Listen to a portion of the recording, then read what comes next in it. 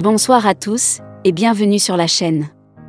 Une femme russe a révélé qu'elle et son mari millionnaire prévoient d'avoir plus de 100 enfants biologiques, après avoir accueilli 10 bébés par mère porteuse en seulement 10 mois. Kristina Ozturk, 23 ans, originaire de Moscou, a rencontré son mari hôtelier, Galip Ozturk, alors qu'elle passait ses vacances dans la ville côtière de Batumi, en Géorgie. Kristina, qui a donné naissance à sa fille Vika, 6 ans, à l'âge de 17 ans, a déclaré que le couple avait choisi de faire appel à des mères porteuses parce qu'ils souhaitaient avoir rapidement le plus d'enfants possible. Leur premier enfant obtenu par cette méthode de gestation par autrui, Mustapha, est né le 10 mars 2020, tandis que celui qu'ils ont accueilli le plus récemment, qui est le 10e enfant, Olivia, est né le 16 janvier 2021.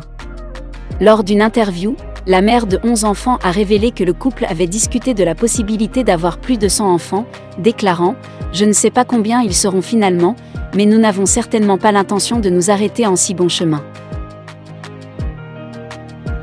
Kristina, qui met un point d'honneur à installer une routine saine de soins et d'alimentation pour ses enfants, affirme que ses 10 bébés dorment, de 20h à 6h du matin, et a fait savoir que les nounous de la famille enregistraient chaque détail des enfants dans des carnets afin que les parents soient au courant de tout. Kristina, originaire de Russie, était une mère célibataire lorsqu'elle a décidé de faire une pause en allant passer des vacances au bord de la mer à Batumi. Cette destination touristique populaire, située au pied du Caucase, est souvent appelée le « Las Vegas de la mer Noire ». Elle a déclaré avoir eu le coup de foudre en rencontrant Galip, un magnate de l'immobilier et des transports originaire de Turquie, dès le premier jour de son séjour, et le décrit de la manière suivante: « Il est mon mentor, mon guide et mon prince de contes de fées à la fois. » De son côté, Galip déclare: « Elle est si facile à vivre, elle a toujours le sourire aux lèvres, tout en étant timide et mystérieuse. Elle est la femme dont j'ai toujours rêvé, un diamant brut avec un cœur pur et gentil. » Les choses ont rapidement évolué pour le couple, puisqu'après le séjour à Batumi, en moins de temps qu'il n'en faut pour le dire, Kristina et sa jeune fille Vika déménagent à Batumi pour être avec Galip. Elle souhaitait beaucoup d'enfants et malgré le fait que Galip était beaucoup plus âgé qu'elle et qu'il avait lui-même des enfants adultes, il n'avait aucune objection à avoir une famille nombreuse. Le couple a convenu qu'il voulait avoir le plus d'enfants possible car il adorait prendre soin d'eux et les biberonner.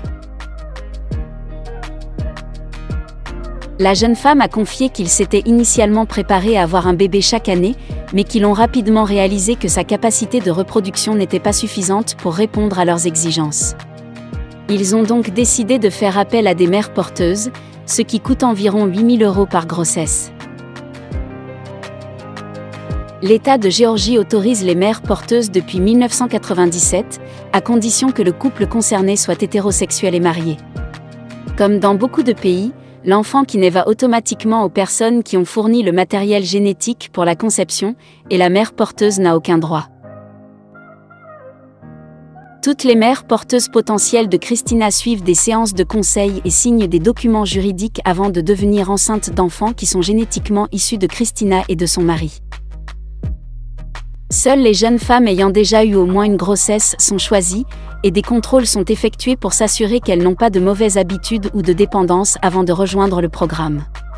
Ces dernières reçoivent un soutien psychologique pour s'assurer qu'elles sont prêtes à relever le défi, qui consiste notamment à abandonner le bébé à la naissance. Kristina explique: « La clinique de Batumi choisit les mères porteuses pour nous et assume l'entière responsabilité du processus. Nous ne connaissons pas personnellement les mères porteuses et n'avons pas de contact direct avec elles afin d'éviter tout problème après la grossesse. Toute la communication passe par la clinique, nous ne faisons que surveiller les indicateurs de santé, j'élabore un menu diététique pour les mères afin que l'alimentation soit complète, je regarde les résultats des tests. » Après avoir accueilli le fils aîné Mustapha en mars 2020, ses frères et sœurs ont rapidement suivi, notamment Mariam le 17 avril, les jumelles Alice et Erin le 19 avril, Mekmet le 21 août, Lokman le 10 novembre, et plus récemment Olivia le 16 janvier 2021. Kristina et Galip souhaitent avoir d'autres enfants, et ont discuté de la possibilité d'avoir plus de 100 bébés, mais ont décidé d'attendre que leur bébé soit plus âgé avant de se lancer dans une nouvelle aventure de maternité par mère porteuse. Entre-temps, Christina n'a pas exclu la possibilité de donner naissance à d'autres bébés elle-même de manière naturelle, mais elle a déclaré que ce n'était pas forcément très pratique pour le moment avec tant de jeunes enfants. La jeune maman a également souligné que le processus de FIV était très éprouvant pour le corps et qu'elle ne voulait pas prendre le risque de tomber enceinte pendant le traitement. En ce qui concerne le nombre final d'enfants qu'aura le couple, elle a déclaré « Nous ne sommes tout simplement pas prêts à parler de ça, chaque chose en son temps ».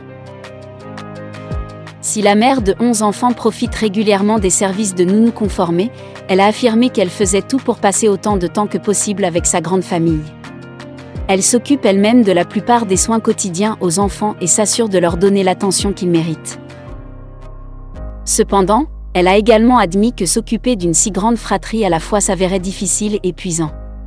Très à cheval sur la nourriture, Christina tient aussi particulièrement à ce que ses enfants mangent du mieux possible et explique qu'elle ne leur donne que des repas faits maison avec des aliments bio et n'achetait aucun plat préparé de façon industrielle. Elle ajoute « La nourriture est strictement calculée en grammes, pas un gramme de plus, pas un gramme de moins. » Les amis, c'est la fin de la vidéo. Dites-nous en commentaire ce que vous pensez de cette grande famille qui est en train de développer cette jeune femme de 23 ans. N'hésitez pas à cliquer sur le bouton j'aime si la vidéo vous a plu, et partagez-la également avec votre entourage. Nous vous disons à très bientôt pour de nouvelles vidéos.